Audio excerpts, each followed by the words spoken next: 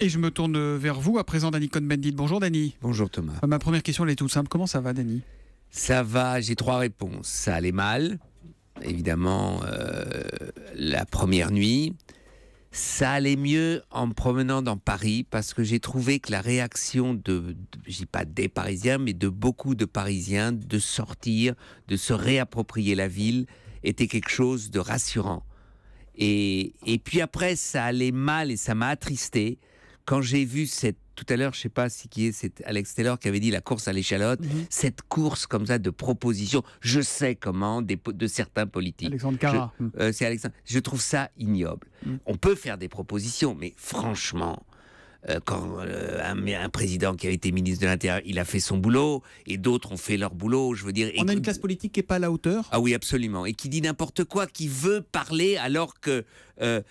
moi, que Nicolas Sarkozy fasse des propositions à Hollande, dit est-ce qu'on pourrait pas faire ça, c'est tout à fait normal. Mais de sortir, d'être péremptoire comme ça, la pire après, c'est Marine Le Pen, notre pays n'est pas en sécurité, tout ça, eh bien, c'est déstabiliser les citoyens pour rien, parce qu'en fait, personne n'a la réponse. Une société ouverte est vulnérable.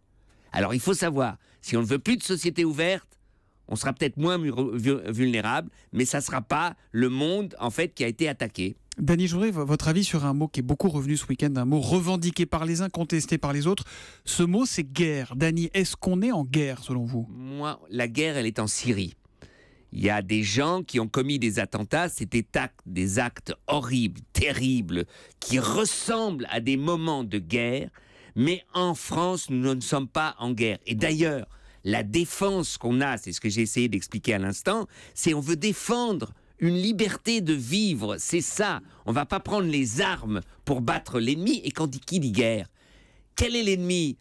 Est-ce qu'on veut une guerre civile? Et en fait, il faut faire attention, si on pointe du doigt, allez, disons-le, les musulmans, on a perdu.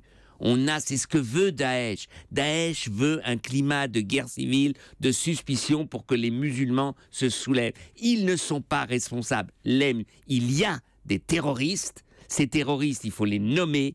Mais guerre, qui dit guerre civile aussi. Et c'est ce que nous ne voulons pas. Danny, vous avez été touché par les gestes de fraternisation dans les rues de Paris hier. Parmi les nombreux témoignages, gestes de soutien venus du monde entier, il y en a un qui file la chair de poule, c'est cette Marseillaise chantée au Metropolitan Opera de New York, dirigée par Placido Domingo.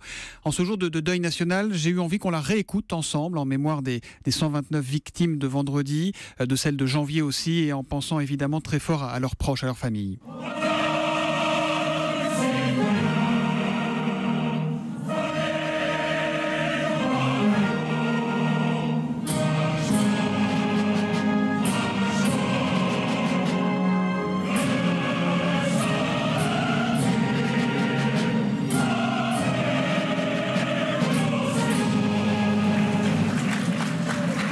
On a entendu des Vive la France dans la salle à la suite de cette Marseillaise improvisée.